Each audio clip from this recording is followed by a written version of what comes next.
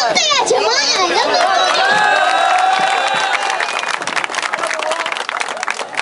كان اكو فيلسوف يوناني اسمه ديوجين. وانا ولي فيلسوف، انت فيزيقي. انتبه. كان اكو فيلسوف يوناني اسمه ديوجين. هذا كان بالصباح الباكر يحمل فانوس، يعني الدنيا الصبح ويحمل فانوس ويفتر بالمدينة مالته. فيسألون الناس اليمن تدور يا ديوجين؟ يقول لهم ابحث عن الحقيقة. احنا اليوم هذا الفريق الجميل مجموعة من الشباب المثقفين اول ما بدأوا هذا المشروع اكتشفنا الحقيقة، وصراحة اكتشفناها انه هذا الوطن ما محتاج واحد يبكي ويلطم عليه او ينح عليه.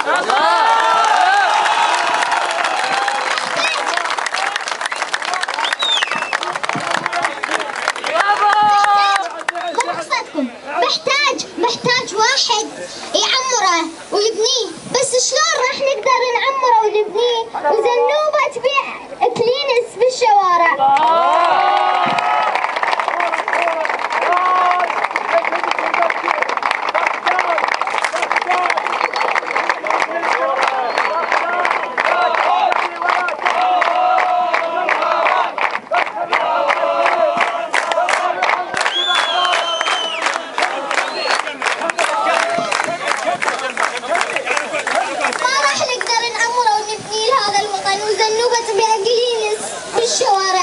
وحمودي يبيع علاليك ابد ما راح نقدر.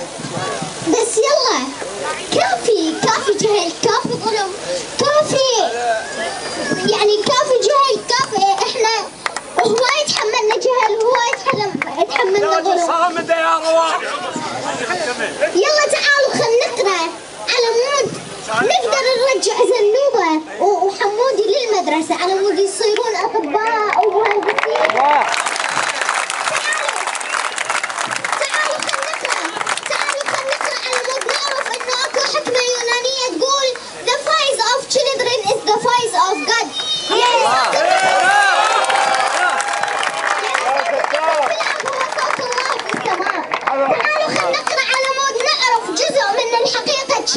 يبحث عنها ديوجين.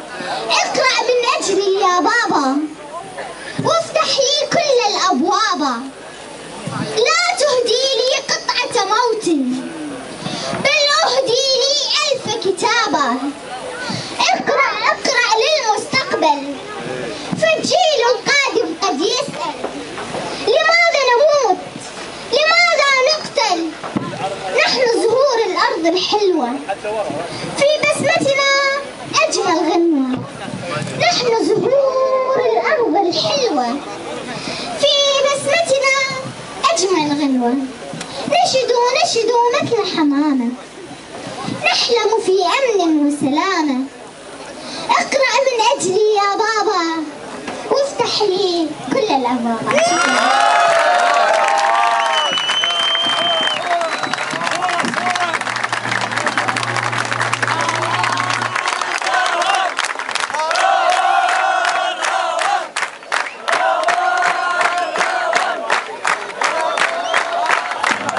الحضور ندعوكم للاستمتاع بعرض في الداتا شو. هو عبارة عن رسائل مصورة من العراقيون المهجر والمثقفون في الخارج. الكلمة موجهة لكم، والكلمة موجهة للقراءة، والكلمة موجهة للوعي، والكلمة موجهة لهذه الثورة المعرفية التي بدأت اليوم ولن تتوقف. بحضوركم هذا الكل. شكرا جزيلا.